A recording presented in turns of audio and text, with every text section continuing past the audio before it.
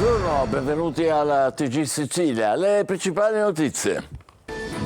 Sanità: per gli scandalosi ritardi nella consegna dei referti istologici, il presidente Schifani al TG Sicilia si scusa e accusa. Fatti del genere non devono succedere, non li consentiremo più.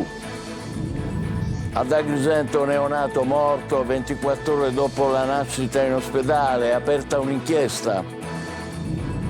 Alta tensione a Partinico, colpi d'arma da fuoco su 3 auto parcheggiate. A Palermo, rapina in un bar, stamattina di fronte al carcere Pagliarelli. Catania, per un doppio assalto con spaccata a una profumeria in centro, arrestati 2 giovani. A Gela scoperto un arsenale di armi, in manette un 50enne. Il quotidiano La Sicilia festeggia gli 80 anni. Il presidente Mattarella, informazione libera e autorevole. Il direttore Piraneo, siamo gli occhi e le orecchie della gente. I nostri lettori sono un privilegio. Anoressia, bulimia nervosa, malattie da alimentazione incontrollata. A Modica una panchina lilla per sensibilizzare e prevenire. Calcio clamoroso a Barbera, il Palermo in vantaggio per 2-0 si fa rimontare dalla Cremonese e perde 3-2. Dalla possibile svolta a un nuovo ridimensionamento e l'allenatore Dionisi finisce nuovamente nel mirino della critica. Serie C, vigilia del derby al Franco Scoglio fra Messina e Catania, che Telecolor trasmetterà in diretta. Fra i giallorossi torna Crapicas in porta, i rossazzurri puntano sulla fantasia di Jimenez e del rientrante Stoppa.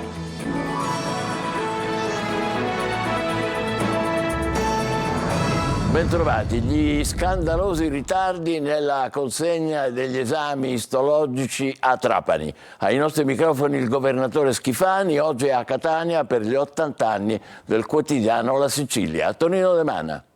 Fatti del genere non possono più verificarsi in Sicilia e io credo non si sono mai verificati nemmeno nel paese. Non possiamo consentirlo, né lo consentiremo. Il governatore Schifani non le manda a dire e punta il dito contro l'ASP di Trapani, finita nella bufera per i gravi ritardi nell'accertamento degli esami istologici. Con il passare delle ore si allarga a macchia d'olio lo scandalo e i numeri fanno tremare. La percentuale di dati vettrini positivi è il 5% di quelli tutti refertati, quindi andiamo sui 160-170 casi positivi. Si stanno raggiungendo in queste ore le famiglie per informarle di questi esiti in maniera tale che si accelerino immediatamente i processi di terapia naturalmente. La vicenda dei referti istologici lumaca si complica di giorno in giorno, mentre la procura di Marsala e quella di Palermo hanno aperto indagini per far luce sulla gestione dell'emergenza e sulle responsabilità amministrative. Sulla vicenda arrivano anche le scuse del governatore. Io mi sento di volermi nella qualità di scusarmi nei confronti di quei familiari, quelle persone che in questi momenti stanno ricevendo i referti positivi purtroppo sulle loro patologie. La sanità siciliana piomba ancora nella bufera e la sensazione che presto arriveranno pesanti provvedimenti. Ad Agrigento un neonato è morto 24 ore dopo la nascita in ospedale. Anche qui è stata aperta un'inchiesta. Davide Sardo. Il nato prematuro sembrava stare bene, ma dopo appena 24 ore è morto. Un dramma che si è consumato nel reparto di ginecologia e ostetricia dell'ospedale San Giovanni di Dio di Agrigento, dove la procura ha aperto un'inchiesta per chiarire le cause del decesso. I carabinieri hanno già sequestrato la cartella clinica della madre e la placenta, mentre la salma del neonato, figlio di una coppia residente in provincia di Agrigento, è sotto sequestro in attesa dell'autopsia. Un esame che potrebbe fare luce su eventuali complicazioni insorte dopo il parto. Secondo i familiari, la gravidanza non aveva presentato problemi e nonostante la nascita anticipata, il piccolo sembrava in buone condizioni. Poi l'improvviso peggioramento e il tragico epilogo. Gli inquirenti vogliono capire se si sia trattato di un evento inevitabile o se vi siano responsabilità mediche. La famiglia, distrutta dal dolore, attende risposte. A Partinico, colpi d'arma da fuoco su 3 auto parcheggiate, scenario inquietante, come allo Zen di Palermo, dove da giorni ci sono feriti e danneggiamenti a negozi. Rapina in un bar stamattina di fronte al carcere Pagliarelli. Marco Gullà. Controllo del territorio, probabilmente per la vendita di droga, intimidazioni e minacce. Partinico, in provincia di Palermo, 3 auto sono state danneggiate da colpi d'arma da fuoco la scorsa notte in via Ezio Tarantelli. Le auto danneggiate sono una Yaris, una Fiat Punto e una Citroen C3. Lo vediamo dalle immagini. I fori dei proiettili rappresentano un atto di minaccia, parabrezza infranti. Sono in corso indagini da parte dei carabinieri della compagnia per risalire ai motivi dell'intimidazione che ha scosso l'intera cittadina, da Partinico allo Zen di Palermo, dove da giorni si susseguono episodi di ritorsioni e minacce. Ieri un altro ferito, un ragazzo di 28 anni, si è presentato al pronto soccorso di Villa Sofia con una lesione alla gamba destra, accompagnato dal compagno della madre che risiederebbe tra i padiglioni del quartiere. È già il secondo ferito che nel giro di qualche giorno raggiunge l'ospedale vicino allo Zen per farsi medicare. Una faida che continua, il tutto potrebbe essere legato al controllo delle scommesse clandestine, un affare da milioni di euro per Cosa Nostra. Dopo gli arresti dei giorni scorsi, la mancanza dei vecchi punti di riferimento avrebbe scatenato la lotta per accaparrarsi il controllo di quello che viene considerato il secondo mercato più importante dopo il traffico degli stupefacenti. E poi auto bruciate, colpi d'arma da fuoco, Palermo e provincia ribollono per lo smercio di droga e del gioco online. E ancora furti con una Fiat Punto scura. I ladri hanno sfondato la vetrina del bar Jerry in via Gaetano Costa, all'imbocco della statale Palermo Sciacca, di fronte al carcere Pagliarelli. I malviventi hanno portato via le casse e numerose stecche di sigarette. Sempre nel Palermitano, a Misilmeri, un capannone agricolo è andato in fiamme la notte scorsa in via del Sommacco. Sono state impegnate diverse squadre dei Vigili del Fuoco, indagano i carabinieri. Catania, assalti con spaccate a profumerie. 2 giovani arrestati dalla polizia, recuperata gran parte della refurtiva. Tonino De Mana. È una tecnica ormai consolidata. L'auto in retromarcia contro la vetrina per sfondarla, entrare ed arraffare quanta più merce possibile. Questa volta però l'azione criminosa non è andata a buon fine. Un 29enne ed un 23enne sono stati arrestati dalla polizia di Catania per furto aggravato e ricettazione. Secondo l'accusa sarebbero gli autori di 2 furti con spaccata commessi il 29 dicembre del 2024 e il 1 gennaio 2025 ad un esercizio commerciale del centro storico. Nel primo caso i 2 indagati svuotano gli scaffali rubando oltre 400 flaconi di profumo per un valore complessivo di 24.000 euro. Nel secondo assalto arraffano cosmetici e i soldi presenti nel registratore di cassa, bottino 500 euro.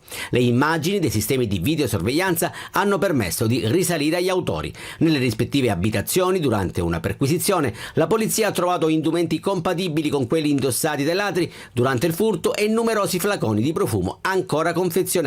Su richiesta della procura, il giudice per le indagini preliminari ha disposto il carcere per il 29enne ed i domiciliari per il 23enne. Un arsenale di armi è stato scoperto dalla polizia di Gela, che ha sequestrato 7 pistole, 2 fucili e 1 migliaio di munizioni. In manette un 50enne accusato di detenzione illecita di armi da fuoco e ricettazione. Gli investigatori sono al lavoro per accertare se le armi siano state utilizzate in recenti azioni criminali commesse a Gela e nel comprensorio nisseno. Corruzione nell'organizzazione di un congresso medico a Catania. Chiesta nel processo con rito abbreviato la condanna a 6 anni per l'ex rettore Basile, 2 anni e 8 mesi per l'ex assessore comunale Mirabella e per gli imprenditori campani Sabrina Rubeo e Eugenio Marzullo, organizzatori dell'evento. Catania, siamo gli occhi e le orecchie della gente. Così Antonello Piraneo, direttore del quotidiano La Sicilia, alla festa per gli 80 anni del giornale. Informazione libera e autorevole, si congratula il presidente Mattarella sulla prima pagina della Sicilia di oggi. Desiree Ferlito. Sapere che dall'altra parte della strada ci sono delle persone che ogni mattina cercano il giornale, lo leggono, lo comprano, lo rubacchiano in ufficio, ci dà questo privilegio, ci ricorda un privilegio. Noi siamo gli occhi e le orecchie degli altri. La Sicilia è un nome che è identità di una terra che racconta e informa da 80 anni siciliani, diventando riferimento di autorevolezza. 80 anni ma non li dimostra. La Sicilia, come sottolinea il suo direttore Antonello Piranio, ha saputo mantenersi giovane e appetibile nel tempo.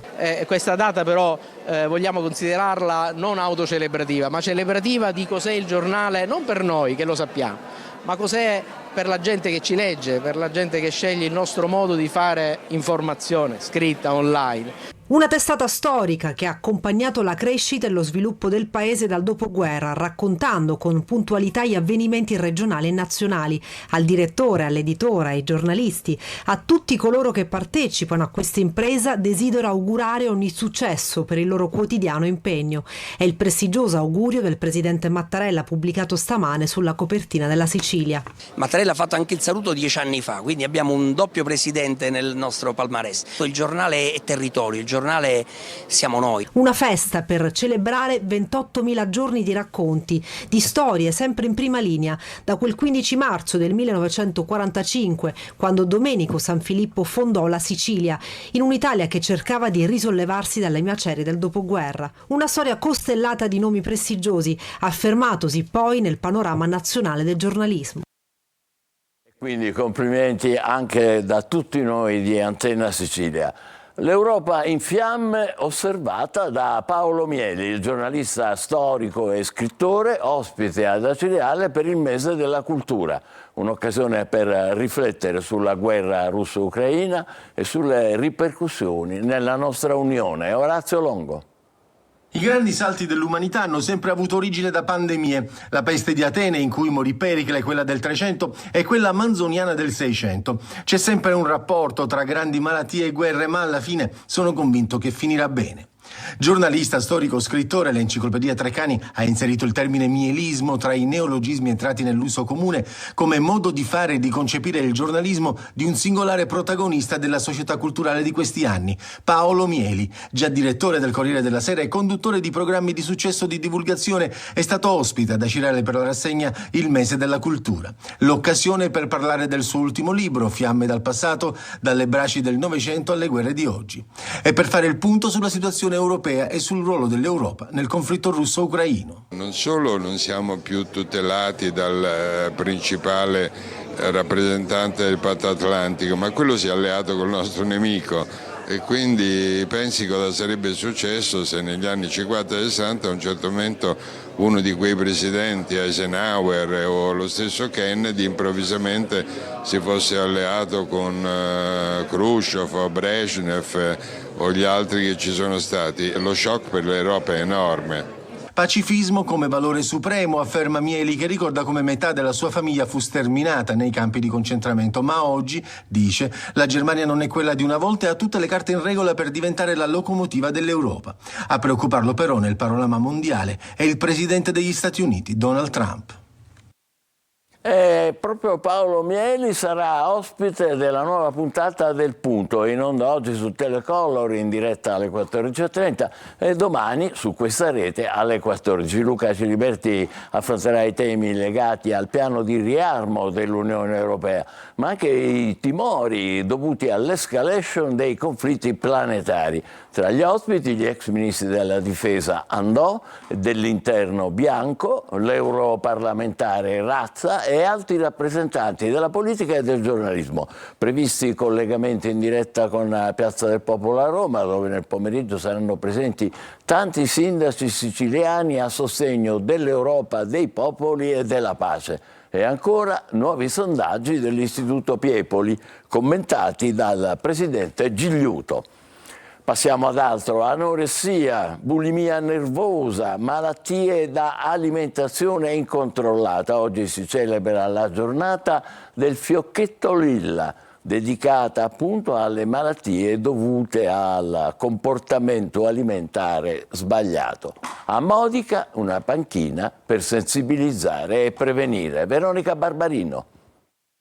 Un corpo che non sembra magro abbastanza, l'ansia che passa solo col cibo e vomitare poco dopo per senso di colpa. Anoressia, bulimia e disturbo di alimentazione incontrollata colpiscono in Italia circa 3 milioni e mezzo di persone all'anno, di cui il 70% adolescenti, e l'età media di insorgenza è appena di 8-9 anni. Ed ecco che parlarne non è mai abbastanza, e ce lo ricorda la giornata del fiocchetto lilla. Per l'occasione il club Kivanis di Modica ha voluto donare la speciale panchina lilla all'ospedale maggiore di Modica come simbolo di sensibilizzazione e consapevolezza dei disturbi del comportamento alimentare. Bulimia e anoressia è il service centrale del Kivanis per questo anno sociale, è una piaga veramente grave che riguarda milioni di persone in Italia, specie i giovani, e che si è aggravata ulteriormente dopo il periodo del Covid. Quindi lottare contro la bulimia e anoressia è un mezzo di servizio per sensibilizzare le coscienze sociali e per creare veramente un fronte unico contro questa grave malattia che riguarda i giovani. Una panchina dove tanti si fermeranno a cercare riposo e forse a riflettere su come il corpo sia mezzo per comunicare un disagio e capendo che è possibile risolvere e guarire. E adesso è il momento della nostra pausa, tra poco per il calcio la pesante sconfitta del Palermo e le attese da una parte e dall'altra del derby di domani Messina-Catania. State con noi.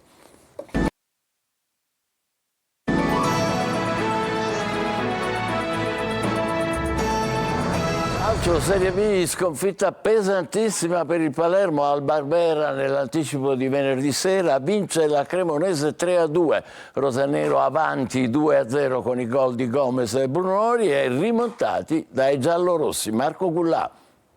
Da 2-0 a 2-3, il Palermo è autolesionista e ama farsi del male da solo. Clamoroso al Barbera, dalla svolta ad una sconfitta che può ridimensionare ulteriormente la formazione rosanero. Vince la Cremonese in rimonta, una vittoria nata dopo il doppio vantaggio del Palermo e che è frutto delle defiance difensive di una squadra poco matura per potersi giocare posizioni di rilievo in classifica. Una sconfitta che brucia tantissimo. Ancora una volta il Palermo non riesce a mantenere un doppio vantaggio. La cronaca: Dionisi mette dentro Diachite al posto di Pierozzi, fuori Ranocchia, confermato Verre, in avanti ovviamente Brunori e poi Ampalo. E la Cremonese però a fare la partita, la squadra grigio-rossa gioca meglio e appare più frizzante rispetto ai siciliani imballati e senza idee. Ci prova Brunori a dare la scossa, tiro deviato e palla di poco sopra la traversa. Entra in scena Audero che salva la porta in un paio di circostanze, prima Pichel e poi Azzi. Il Barbera non gradisce, Mugugni per un Palermo poco vitaminico.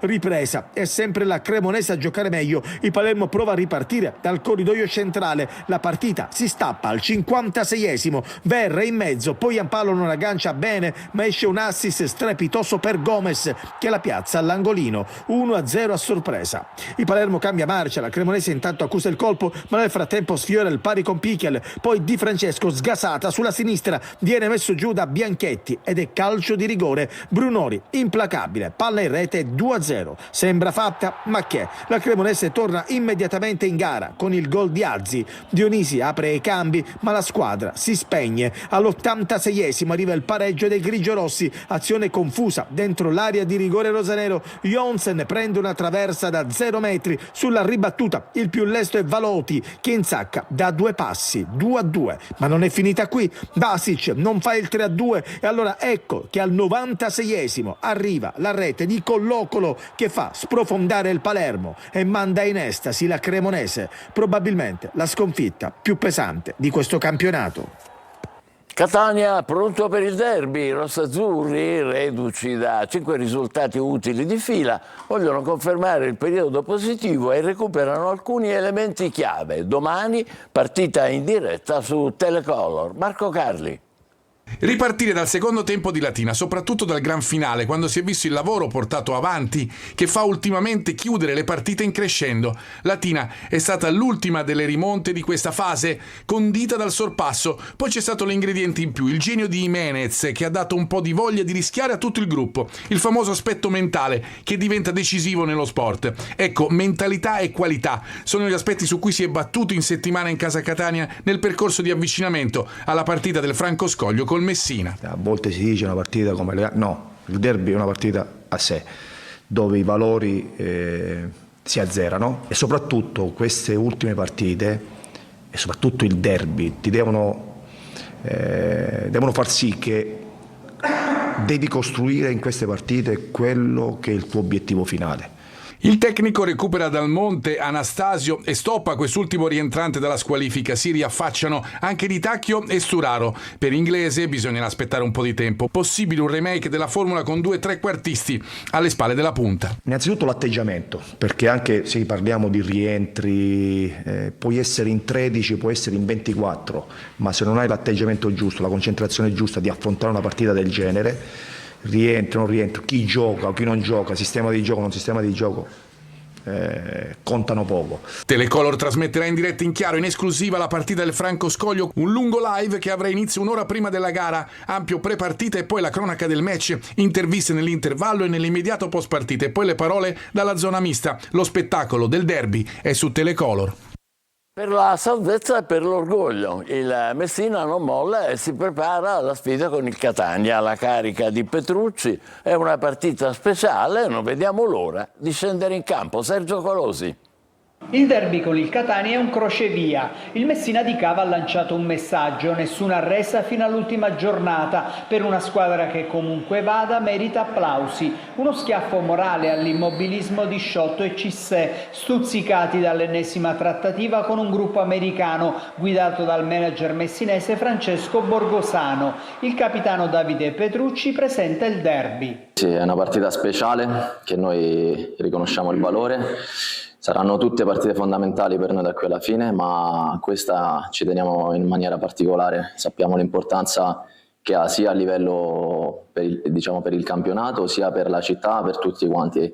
Potrebbe essere un punto di svolta veramente importante e ne stiamo lavorando per portarla a casa. Quindi siamo carichi e non vediamo l'ora di scendere in campo. La notizia positiva è il ritorno in porta di Krapikas, sia per il rendimento del lituano che per quanto fatto vedere da Meli. Pesa l'assenza di Crimi, meno quella di Dumbravanu. Fermi l'ex Chiarella e Ingrosso, mentre Buchel e Gianfi sembrano recuperati. Siamo totalmente concentrati e quindi per noi, come ho detto prima, non esiste più magliette, stipendi, ritardi, gente che viene, gente che va. Noi vogliamo vincere, vogliamo rendere orgogliose le persone, perché noi le avvertiamo il loro sostegno e ci dà carica, e quindi noi vogliamo contraccambiare, è l'unico obiettivo per noi. Scalpita l'altro ex Costantino, ma Luciani si è guadagnato a Cava un'inattesa maglia da titolare.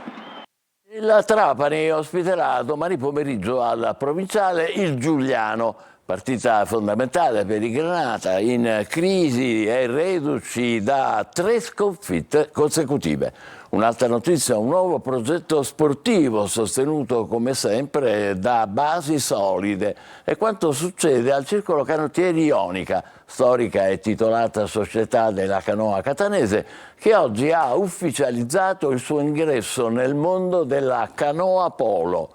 Il Circolo Catanese, che a luglio festeggerà i 99 anni dalla sua fondazione, parteciperà, è stato detto nella conferenza stampa a cui state assistendo, parteciperà per la prima volta nella sua storia al campionato di Serie A femminile con la formazione allenata dalla pluricampionessa d'Italia ed Europa Alessandra Catania. Inoltre, nella nuova stagione agonistica prevista una squadra che prenderà parte al campionato di Serie B maschile. Siamo qui, l'appuntamento come al solito è per le 20, grazie per essere stati con noi, buon pomeriggio.